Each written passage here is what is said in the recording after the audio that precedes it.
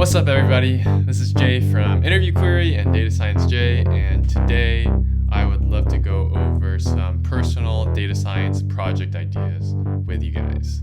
I think projects are super important, and I've highlighted them definitely in other videos because projects are actually what get you seen if you're a beginning data scientist. They are what keeps you up to date if you're an existing data scientist. And they're just generally fun to do because a lot of the times you're tasked with something that you're doing on your own creatively, and you're applying data science to it, right? And you can do this for any one of your own interests.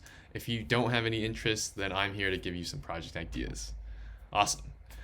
So generally, I kind of want to get more into the background of like why it matters to actually think of your own project to do. I've seen a lot of resumes, and a lot of them will have generally like a project section right in the middle, and it'll highlight something like analyze the Titanic data set, analyze the movie predictions data set, right? And they're all generally ideas and projects that have already been done before, most of the time off Kaggle, or they've been taken like a clean data set and they did it on some other side of like data science course or whatever, and just analyzed it, did some exploratory data analysis, built a model, boom, done. And it kind of it doesn't look good. I mean, for one, if you don't actually link to what you did, then I don't even know if you did it or not. And then two, it just kind of shows that it lacks some creativity too with it, right? I mean, these are great for learning. These are great for learning purposes when you already don't know any data science and you need to follow a template and you need to see how they do the like exploratory analysis, how they do the model building. But at the end of the day, what actually matters is overcoming obstacles, right? A good data science portfolio project, one that we're gonna go over, generally consists of a couple of different things, right? And I think the main points are that you do stuff, you choose a project that no one has done before, number one. You clean the data on your own and you get it in like some sort of fashion, such as scraping or piping it from an API, two. And then you build something useful that generally doesn't exist, that allows someone to learn information that they didn't know, or they get to use some sort of application with it, three. I did those in reverse, whatever, doesn't matter. So how do you make a better personal data science project, right? So step number one, let's start with the problem statement that is actually useful, even if you don't know how to solve it, right? If you actually do something that is, let's say like an easy, simple, dumb linear regression, but you do it off data that no one else has or no one else has knows about or has ever seen before, like in some sort of news, you are kind of like a journalist, right? You have an edge. You have an edge in something. You have data that no one else really has or doesn't even think to analyze. And now you apply a simple linear regression and you show the coefficients and you say, okay, this is why this thing matters, or this is why that thing matters, right?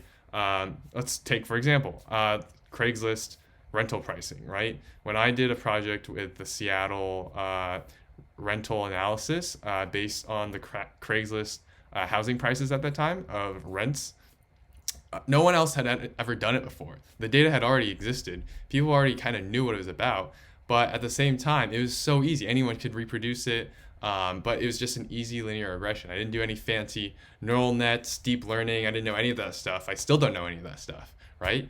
But effectively, when you do give people an opportunity to read about something, almost like it's a article in that fact. I mean, it was an article, but it was done by me, who was just like a college student.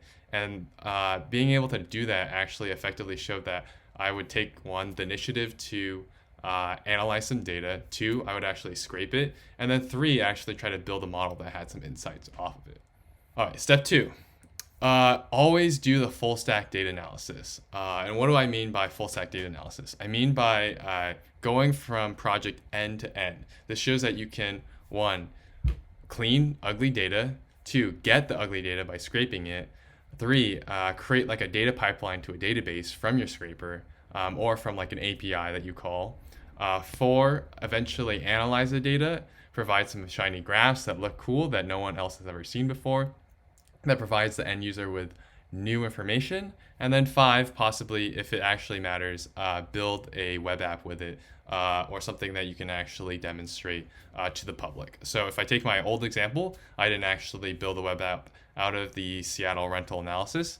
But if I would have, all I would have done is I had someone do something like where you enter in your address and then output like the estimated rent for the number of bedrooms and bathrooms.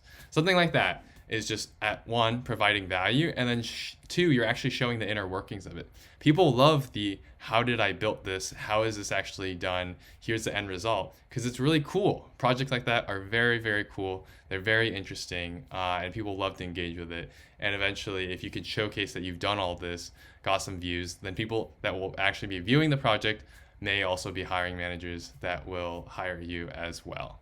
Number 3, the third step is to go over some data science ideas. So I wanted to take some time to go over some ideas I have that you guys can start with analyzing data and providing as a project today, even if you wanted to.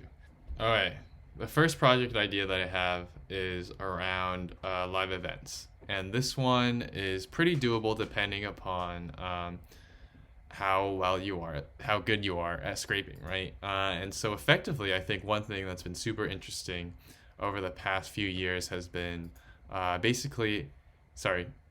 few years because of how much the live ticket marketing industry has gone up in the secondary market, but also because of the past few months, how much it's crashed because of the fact that people are not going to events anymore, right?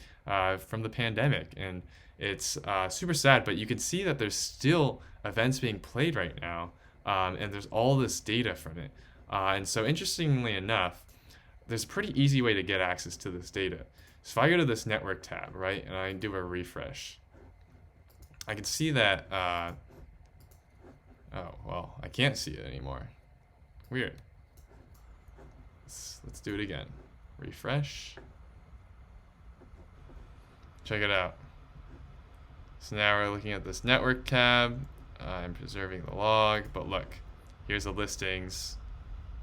All we have to do is grab this, copy the link address, put it into a new tab. If my computer won't die on me. And boom, look at this. All this JSON on all the tickets that you can find on SeatGeek for specific events, for specific IDs. Check it out. Analyze this data, save it into a database. Check out what concerts are the most interesting. What are the sports events that are most interesting? How much are each concert and how much does each sport event cost? I find this super fascinating how the concert industry basically functions as like a stock market, especially on the secondary market, which SeatGeek is a part of. Cool. Let's check out the next one.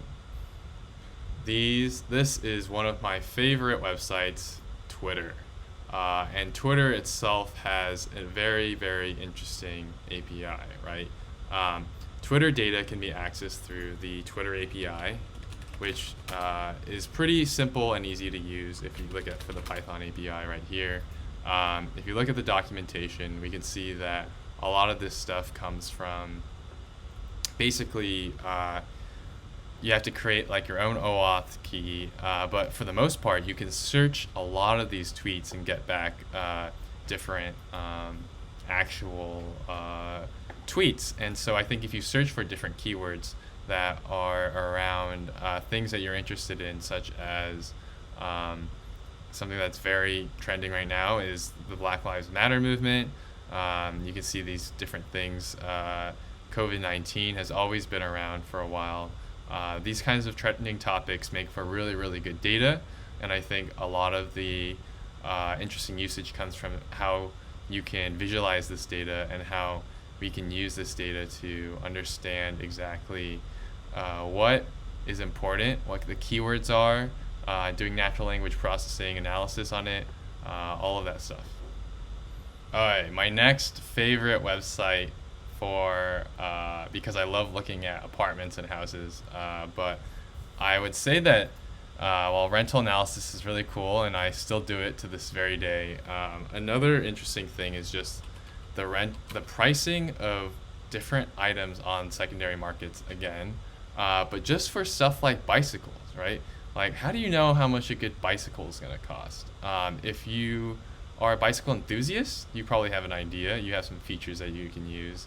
If you're not, then you really don't have anything else. And I think creating some sort of feature list and model to honestly give an uninformed user like me an understanding of why this bike costs $300, and if it's a good deal or if it's a shitty deal, right? And personally, I think this is really interesting for anything. Surfboards. This is what I'm primarily interested in. Why does this board cost $400 and why does this cost $200, right?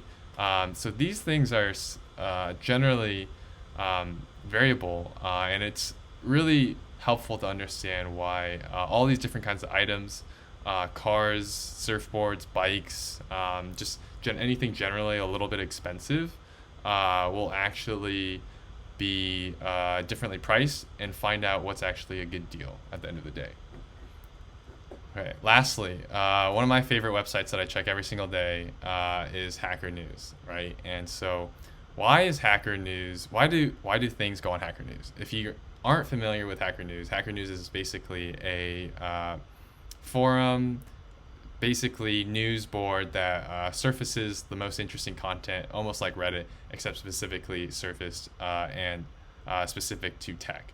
And so I think all their data is very easily scrapable. If you go on GitHub right now, you can find tons of Hacker News scrapers that effectively take, that are written in Python, and all you really have to do is go in and clone like the scraper and effectively apply it to Hacker News to get like the number of points something is, how long it was posted ago, and all the comments if you wanted to, as well as the title. And I think doing a really interesting natural language processing analysis on this would really go to show like what does actually get surfaced on Hacker News and get upvoted by people within the tech industry, right? And this is like an interesting problem because you have all this stuff that doesn't generally get upvoted, all this new stuff that goes on and on and on that people post that only gets 1 point, 3 point, and then you get all the stuff that goes viral on Hacker News. And I think this kind of stuff is super interesting given the fact that there's been a lot of work done with it on Reddit specifically, a lot of research papers that have been done on it, but any kind of amateur analysis is also very, very doable as well. And I think that having this option and having all this available data that you can download over a course of a period will definitely increase and probably go like make the article that you write go viral on Hacker News. At least I'd hope so. That is generally kind of a wrap up for kind of different kinds of data science projects that you can do. I hope that gave you a good amount of ideas on how to basically check out different interests, how to apply your own interests into analyzing and creating a project out of this kind of data. Most of those things that I just showed you today were my interests, and I'm sure that you frequent different websites on your own.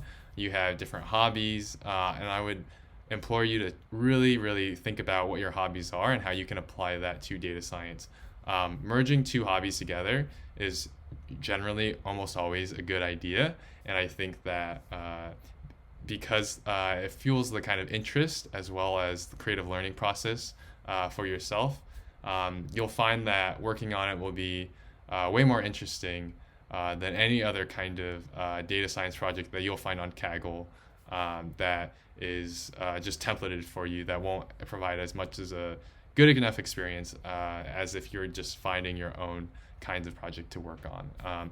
And so definitely think about how you can, one, do a project end to end, two, clean the data, build something, showcase something, present some sort of analysis at the end or a web app, and then three, provide some sort of edge towards what you're building when you're actually thinking about the idea, and understand that at the end of the day, data science is the best when it's a passion project, and these kinds of passion projects generally never die out.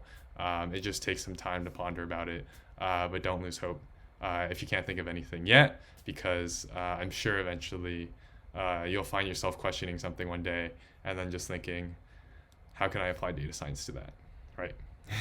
All right, thanks for watching. If you guys have a data science idea, please add it in the comments, and then like and subscribe this video, and I'll talk to you guys later.